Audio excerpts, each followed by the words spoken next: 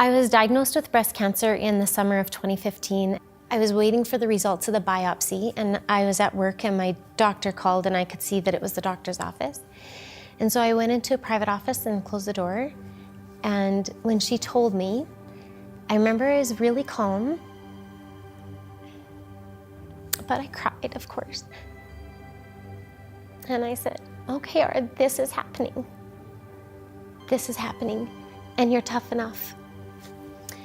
So I was actually very private through my journey. I made that decision for a few simple reasons. So first, I knew that the world has a really fearful mindset around cancer.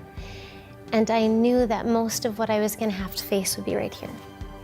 And probably because my life is on the line, I knew I couldn't afford to buy into fear. I've always talked to myself out loud. And we're all talking to ourselves all the time, just most of the time we're not aware of it. And for years of my life, I had self-talk that was really harsh and really critical and judgmental. Usually the things that you say to yourself, you wouldn't say to other people, surely not with that tone or with that judgment, but we do it to ourselves in our mind all the time and usually without being aware of it. I had really in recent years, in the last several, maybe 5 or 6 years, learned to become kind to myself. And that preserved me a lot because you're with yourself all the time. So not only are you talking to yourself, but the worst part is you're listening. Our thoughts create our feelings, and our feelings create our actions, and our actions create our results.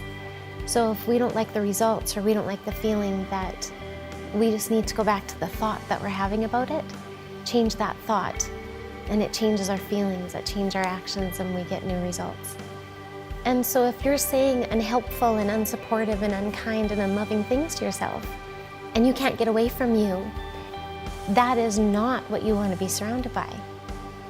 And so through cancer, I was loving, I was gentle, I was very compassionate with myself.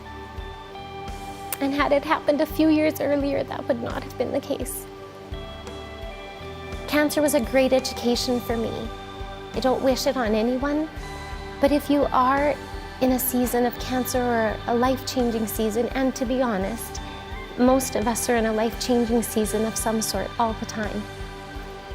Look at it as a huge invitation for you, and set your mind that this will be for your growth and not for your destruction, and focus on God's promises. Through all the versions of me, God kept me intact. He kept me in peace and with a sound mind.